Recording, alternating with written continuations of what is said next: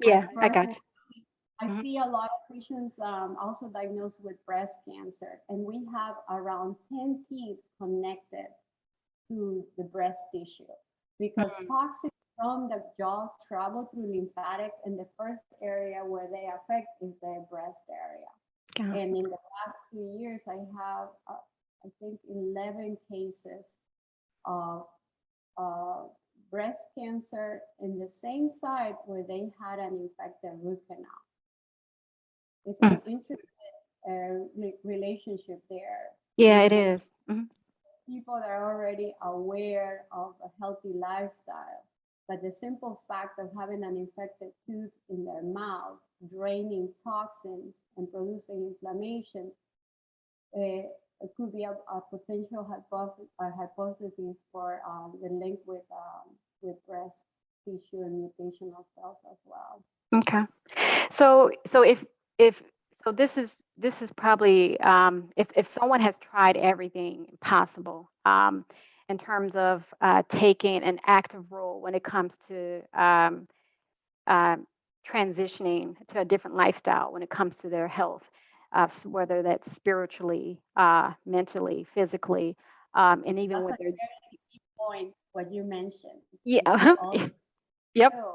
exactly, and even with their diet, um, this could and they've tried everything else and they haven't been able to ease their symptoms 100%. This could be an option for them. I mean, if they've tried everything else in terms of looking where there could be a potential problem with maybe a bad experience with a previous dentist or whatever, where if it's a root canal or tooth extraction or whatever the case, maybe didn't go as good as it should have gone. This is one area they can probably look back into where they would visit a holistic dentist and the dentist will take a look, maybe ask the probing questions or what have you, if they've tried everything else. Would you have agree with that? This is Yeah, maybe another option that they could look into. I mean, I have treated patients that were diagnosed with cancer, and Mhm. they chose not to follow any allopathic cure to treat distant cancer. This one was a prostate cancer. And Okay. gentleman started by changing completely to an alkaline diet, gluten-free, no dairy, plant-based. He was referred to me by their daughter, who's a physician, and Hmm. actually I was very flattered because the daughter, being a physician, sometimes they don't believe in the Yep. Hmm. alternative treatment. So the only thing remaining in this gentleman's mouth as a potential toxicity was the fact that there was mercury fillings in their mouth. He had no canals, but there were mercury fillings in their mouth. I removed the mercury fillings over a couple of years ago, and the gentleman came back this year. I asked him about the status of his cancer condition, and he said it was gone. I mean, I do believe in miracles. Hmm. I couldn't. I said, seriously, you didn't get it removed surgically? Did you? You didn't do chemo, radio? No, absolutely not, Yanis. And you removed the mercury. I just did a PET scan, and they couldn't find any trace of cancer cells in my Oh my mouth. goodness. Okay. I was like, and his best way to thank me was bringing his wife for me to do a smile makeover, which I was flattered. But I do believe that, and also he has always a very positive mindset. He Hmm. manifested that he will cure himself, that he won't put himself through the struggles of allopathic medicine. So for me, it was amazing That seeing is amazing. happening. Now, does this happen on a regular basis? We're always, exposed to stress, which trigger our adrenal glands to release more cortisol. Cortisol slows down healing processes, increases inflammation in the body. So Mm. also going back to what your powerful statement about the mind, I do believe in epigenetics. A So do lot I. of we were very centered into the genome theory And that whatever Dr. genetic Yanni, excuse me, I don't mean to interrupt. For those people who don't know what epigenetics mean, can you explain that? Because I believe in that as well. So, Epigenetics is the encoding of your DNA. Your DNA can get restructured mhm, just by external factors. mhm, External as your process of thinking, the quality of your thoughts, the quality of your yes, nutrition, the quality of your lifestyle, and the minimizing the exposure to toxins from mercury from food. If you eat a lot of fish, you have to be aware that you're gonna increase your mercury intake as well. The water, fluoride in our yes, water, extremely toxic. Do filtration and especially reverse osmosis. Not every filter will filter fluoride. Chlorine in your pool, that's also a carcinogenic. mhm, PAs, phthalates, it's in numerous the list of yes, chemicals that we, even as women, were exposed to from the makeup.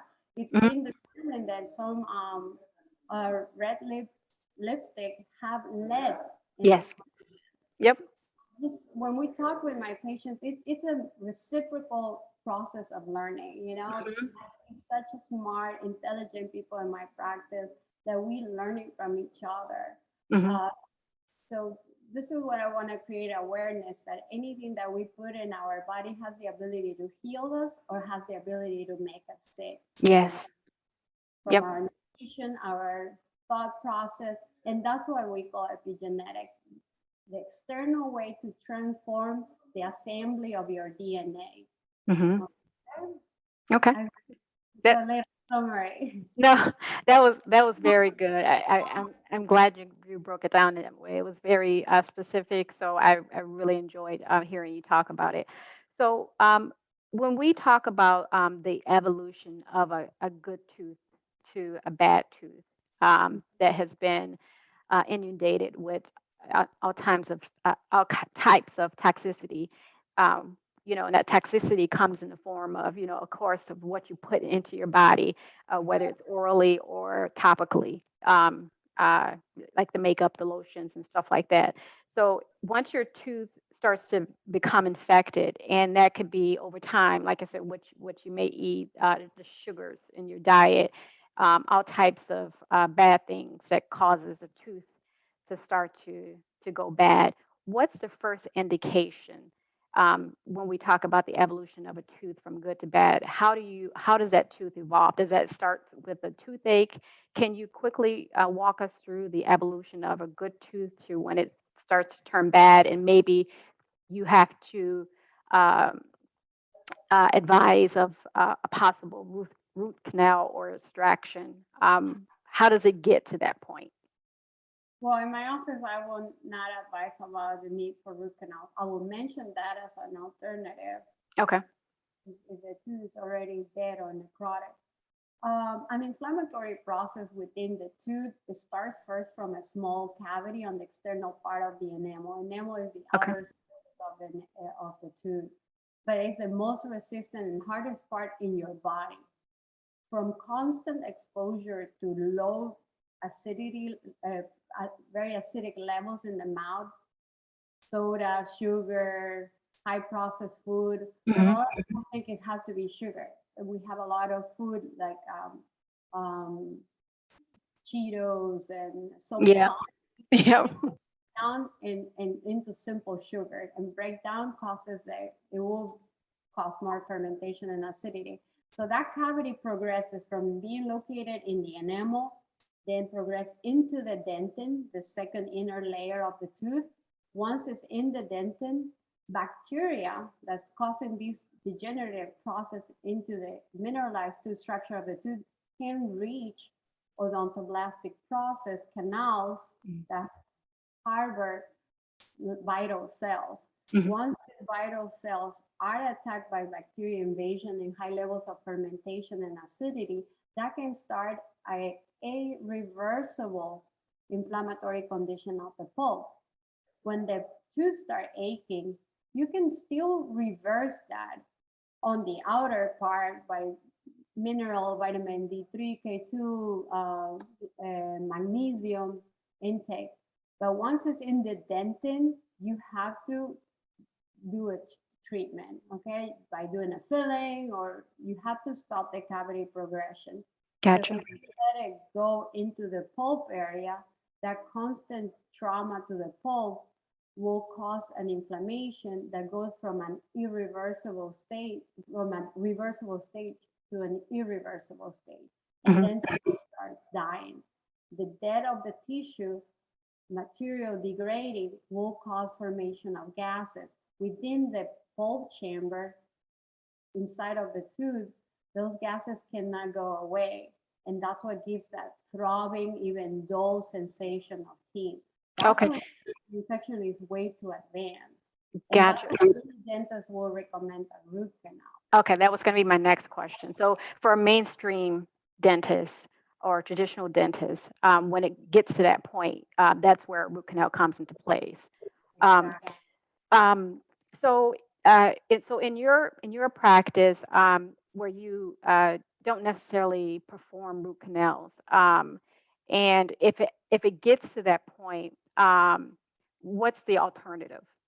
Okay, first of all, I'm gonna do prevention, early Okay. detection of cavities by the use of low level radiation with digital x-rays to determine the presence of cavities and address it on an early stage.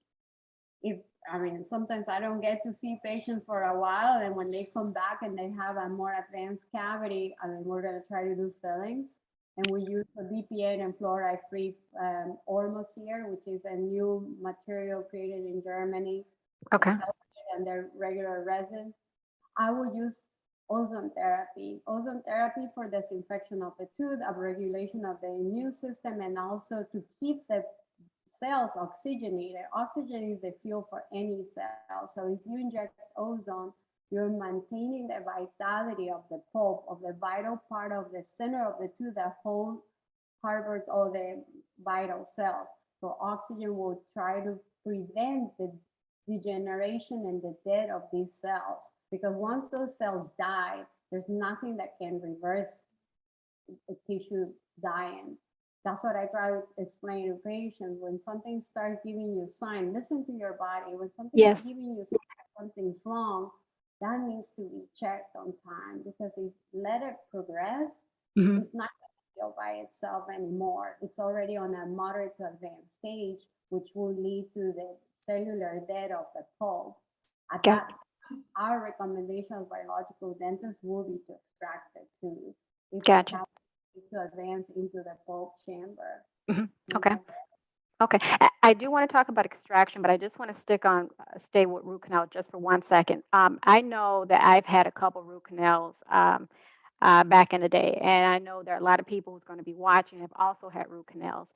And from what I've learned about root canals as I've gotten older, is that um, there could be a looming problem with that tooth once you have a root canal and not even know it because you no longer have the filling in your tooth. So, can you explain exactly what a root canal is when a mainstream dentist recommends it? Yeah. I'm gladly, I'm glad you asked that question, because a lot of dentists explain lightly what a root canal is. A root Hmm. canal, they explain to you, is the removal of the nerves. Yes. And sometimes they do it preventively. They say, we're going to remove the nerve so you don't have pain. And some patients that they're not very well informed, they said, okay, I don't want to have pain. Who wants Hmm. to have that pain? Yes. So they, yes, remove the nerve.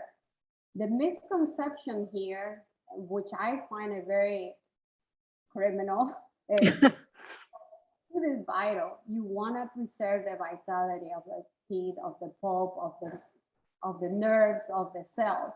Why? Because when the nerve is removed, you're not only removing the nerve, which is your natural warning sign, Yes. you're removing the lymphatics, which is the part of your body that removes toxins, and you're also removing blood vessels. By not getting blood supply back to the pulp, you're not getting any oxygen, you're not getting any healing factors. So that becomes a petri dish. That tooth becomes Mhm. a dead organ that harbors bacteria.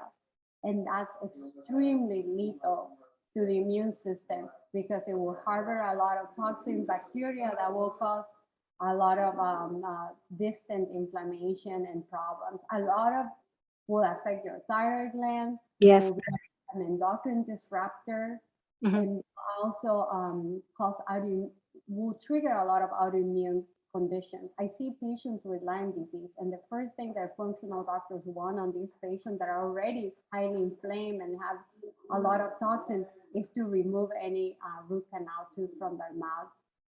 You know, Gotcha. Okay. that explain to you. Okay. Okay. All right.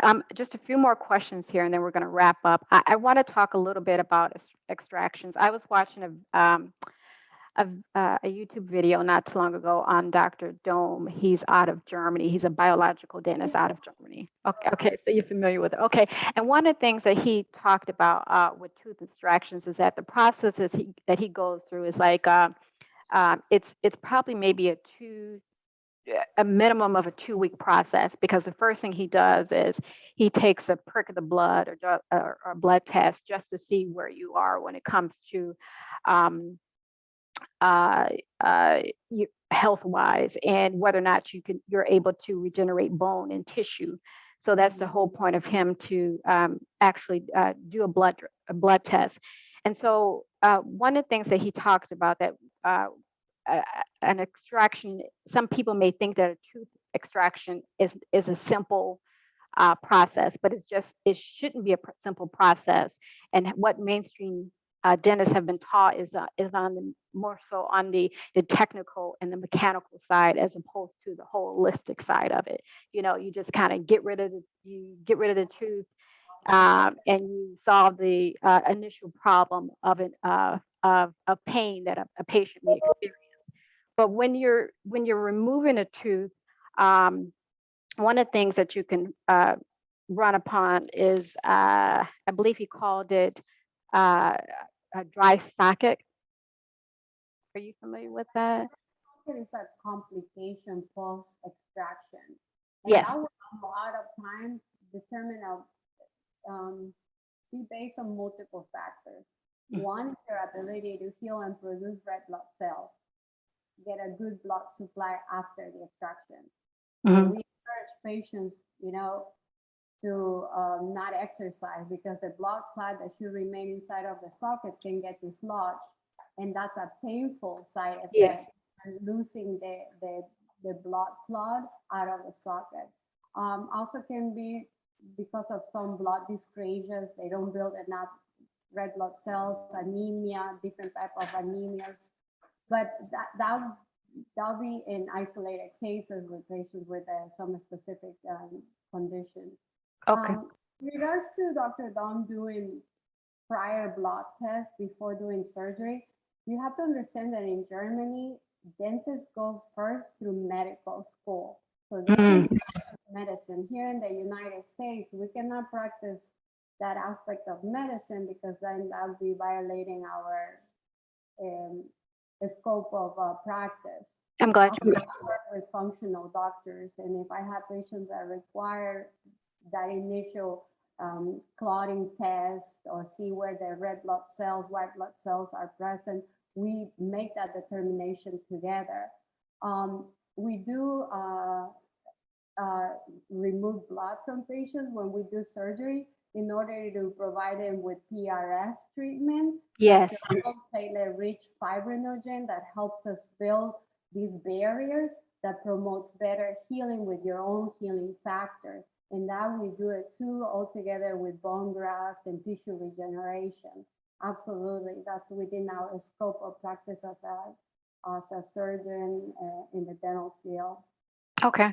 So in that case, then it's ideal for your dentist to work closely, maybe with your medical doctor, and when it comes to uh, If you're looking to get overall health, definitely you should work with a functional doctor. And some patients, they even require a nutritionist. I love my team when we work with acupuncturists. I get a lot of patients referred from acupuncturists and even health coach. I mean, I see in my practice so many health coach that have such a broad intelligence and able to determine and connect, conditions and endocrine problems with deficiencies, with teeth connection. I mean, this is to me, it's integrating a team of smart people working together for our patients' best efforts and results. Okay. All right. Well, Dr. Yanni, I really appreciate you taking the time. This definitely will be a two-part series. I'm actually going to tag my dentist's office to this interview because, like I said, I was so impressed with the level of care that surgery is something that shouldn't be taken lightly. And I just want everyone to understand that when they get any type of recommendation, whether it's from their medical doctor or from their dentist or what have you, just to to do your research, know what it takes to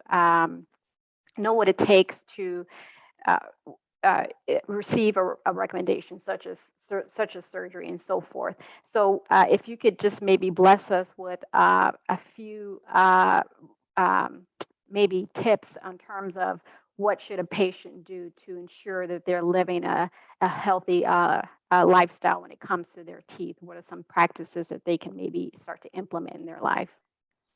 Well, a few tips is please don't follow the charcoal overuse, okay? Okay. That's one of my recommendations when patients come to my practice. I mean, it's been in dentistry and on TV so much the use of charcoal, but new studies are showing that it's causing oral dysbiosis, changes in your oral microbiome, and changing good bacteria. So charcoal should be just limited to acute stages of intoxication or when you have issues with when you're detoxifying mercury. I give charcoal at the end of the procedure. Other tips is be aware of sugar-free drinks too, Mhm. because artificial sweeteners, they will increase and will cause like insulin resistance and create the opposite effect. I'm I'm very keen on the intermittent fasting and go Yes. through long periods of fasting to reset your immune system. Patients, especially struggling with that, a lot of autoimmune problems. And I love the new toothpaste coming up without fluoride. I could mention Ricewell, Boca. I don't have any financial interest, but in the pursuit of natural things. I love the Ayurvedic science, the intake of turmeric as part of your regular diet, in tea or in your food. Try to eat a lot of legumes, vegetables, juices, Yes, very good. minerals, magnesium, potassium, vitamin K2, D3, liposomal vitamin C. And that's my message to Yes, very good. Get some sun, right? Yep, very good. Okay, all right. Well, I thank you. I'm going to leave your IG handle as well as ways that people can reach you if they're in your area or if they want to even take a flight to see you because I think it will be well worth the dollar. Because I understand that there's some insurance companies that don't cover the care when it comes to biological dentistry. So I'm really hoping that they'll change sometime in the near future. So, but anyways, thank you so much for taking the time out, and I'll give you back your day, and I'll see you next time. the same to you, Shakira. Take care, my dear. Okay, Thank thank you. All right.